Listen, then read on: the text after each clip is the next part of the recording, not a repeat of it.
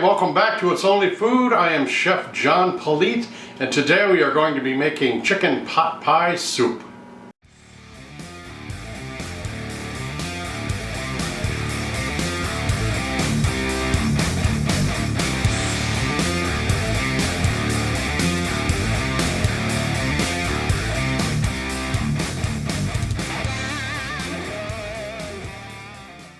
Alright, for this dish that we're going to cook today, we're going to start out with our ingredients.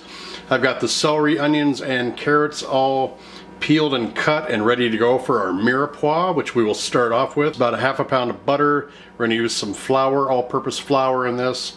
Milk. Some of these lovely potatoes that I bought. They're little fingerling potatoes that we roasted off and then I cut. And then mushrooms. I poached the chicken that we have. It was 2 large breasts that I poached up in a little bit of white wine, peppercorns, and parsley. And then of course peas. And then I'm going to be showcasing my Chef Politte's new seasoning. It's a poultry rub and seasoning. So this show is to highlight and showcase my new seasoning. Let's get started. Okay, well, first thing we're going to do is we're going to put our half a pound of butter into the pan. And we're going to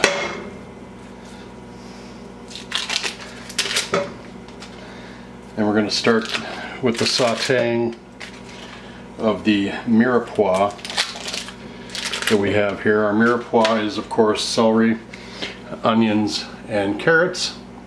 You can add more things to your mirepoix if you'd like to, but basically a mirepoix is something that you start any stock, sauce, or soup with an array of vegetables. A lot of countries have different names for it. The Portuguese have it called sofrito.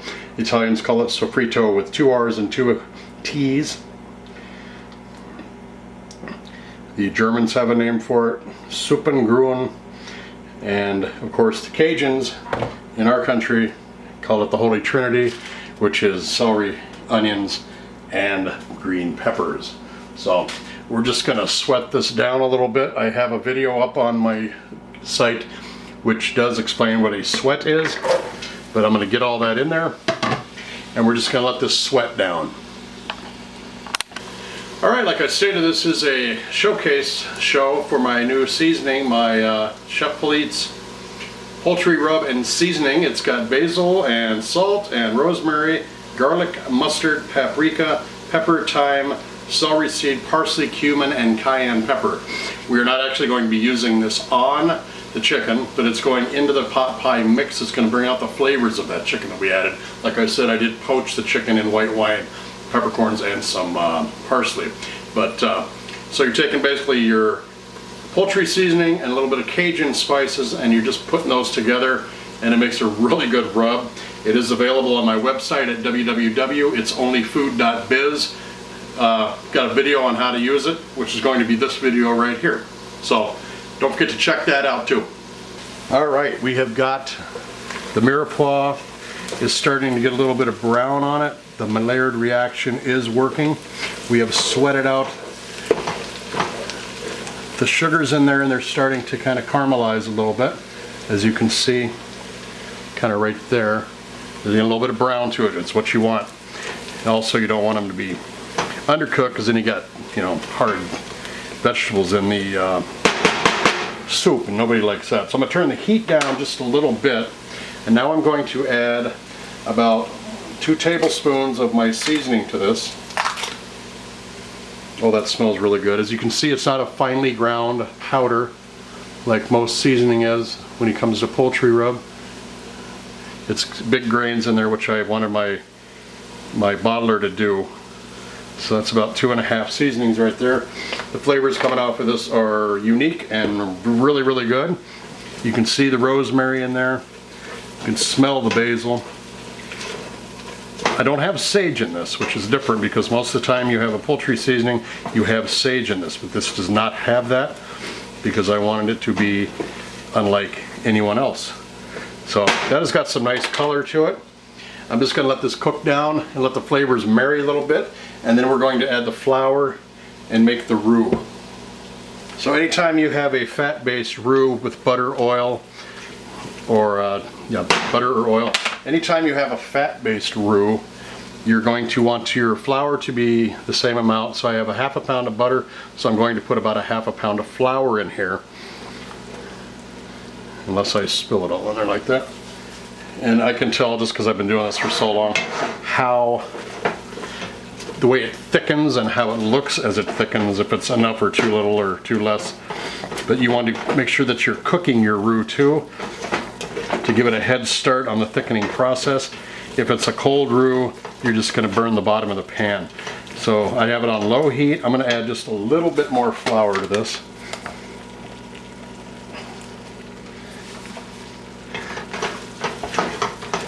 And you can add the seasonings at the end too. I just like to kind of marry flavors as I go along. So build from the bottom. Okay, that's about right. I'm gonna let that sit and kind of simmer. You can see the butter is still cooking in there, that thickening up. I have it at a medium heat. I'm just gonna cook a little bit. I don't want to burn the bottom of your pan. Make sure you're using a good pan that gives a lot of good heat distribution, and you keep it at a low heat. Now I'm gonna add, I've got about a quart of stock here, and we're just gonna add that all in there. And I'm going to stir this up. I did not deglaze the pan, which I should have done a little bit of that with some wine, but I already poached the chicken in the wine, so I don't want to change the flavor profile too much. I want it to be chickeny. So now I'm going to turn the heat back up a little bit after I've made sure that there is nothing sticking to the bottom. And you're going to want to keep your eye on it now, because this is where all the magic happens. This is where it's going to start thickening, and hopefully I can capture that on film. Alright, we see it bubbling and getting hot. The temperature is good, and it is thickening. I can feel it. Now I didn't add all the liquid in that I wanted in there. I just wanted enough to get this to combine with the roux to build our foundation again, because I'm going to start adding some other ingredients here too. It's like a thick stew right now, as you can see. I'm only going to add a little bit less, but I'm only going to add a little more milk to this to get it creamy. It is thick like a pot pie should be. So right now I'm going to add the potatoes and the chicken. Remember I have these in big chunks, because the more we stir, it's going to break it down into little chunks. And I forgot to add the mushrooms in with the saute, so that'll all cook out though, don't worry about that. Should have had them in with the mirepoix, but I didn't do that. It will cook down. Now I'm going to add a little milk, enough to make it into a soup. Stirring this all up. Ow. Where are your hot pads? It's loose again. It's done tightening up. It's still thick though. So I'm going to let this get hot.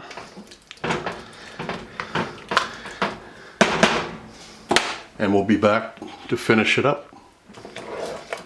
Alright, it is nice and thick and creamy. I've got frozen peas that I still haven't really defrosted all the way yet. Now remember, when you add these to a hot dish, you're going to lower the temperature in that. So you want to make sure that the roux is already thickened and it's completely cooked all the way. Otherwise, it's going to hamper the thickening process. So make sure it's all the way thickened before you add it. Anything to bring the temperature back down, or you're going to fool it, and it'll have to restart over, and it might break your roux, or it might really actually change the flavor profile too. So, all right, I've got the peas in there. All right, I'm gonna put the lid on, let that simmer a little bit with the heat on, or the lid on, I'm sorry. And then we're going to let those mushrooms cook and get those peas hot.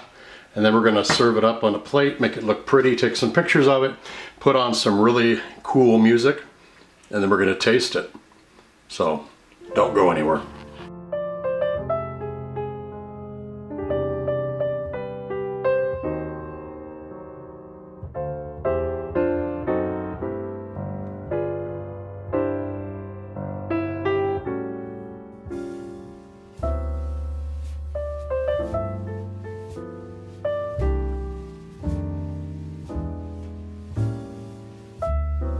All right, well that was some beautiful footage and some beautiful music. Now comes the moment of truth, the tasting. So I'm gonna get some, get a piece of chicken here. Oh, that smells good too. Chicken is very, very tender. Very, very tender. Remember, we poached the chicken in water and with little wine, parsley, and peppercorns until it was cooked, and then we cut it up into bigger chunks. The reason we cut it into bigger chunks is because while you're stirring, sometimes you break down the meat. So this guaranteed that we had some good sized portions of chicken in there. Another bite here. Some of the veggies. I gotta tell you, that sauce is really good. And you can taste the peas, they still got a little bit of crunch to them. And the other vegetables just add to everything. And I gotta admit, the seasoning's pretty good too. Not bragging, but it is really good. A lot of different flavors going on in there. So, the potatoes are nice and soft, and they do add to the dish too. But all in all, this is really, really good. So, perfect comfort food for the winter. It is November here in Minnesota, and it's about 74 degrees outside right now. So this probably wasn't the greatest thing to make, but it is going to come in handy when you're looking for a nice recipe for a good comfort food in the way of a soup. Don't forget to go here and check this out. Share this with all your friends too, because this is really, really good. All right, well, thanks again for joining us on It's Only Food. I am Chef John Politte. Don't forget to subscribe to this channel if you haven't already. Leave a comment below. Let us know what you think about this. Don't forget to like the video to get it sent out there on Twitter. And also share this video with all your friends and with everyone you know. All right, and don't forget to go to www.itsonlyfood.biz and check out all my seasonings, dry rubs, and spice blends. This is our new one, our chicken poultry seasoning. It says, make your fowl fantastic. So it goes on everything that has wings. Okay, we also have others on there too. So thanks a lot. Take care of yourselves, and we will see you next time right here on It's Only Food. Bye-bye.